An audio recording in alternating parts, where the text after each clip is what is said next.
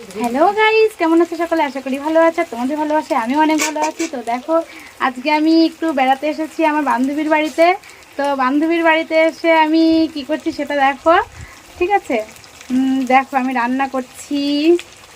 কি রান্না করছি সেটা তো দেখো। আমি বান্ধবীদের বাড়িতে এসে কাঠে রান্না করছি, দেখো।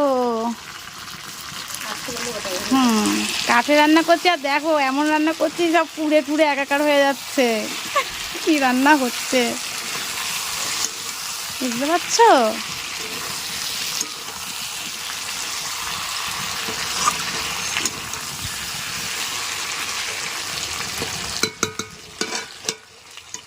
বান্ধবী বসতে দিচ্ছিল না অবশ্য রান্না করতে, তবুও একটু জোর করে বসে গেছি। বসে গিয়ে রান্না করছি। তো মানে কাঠে পাচ্ছি না, বুঝলে, রান্না করতে খুব মানে কি বলবো।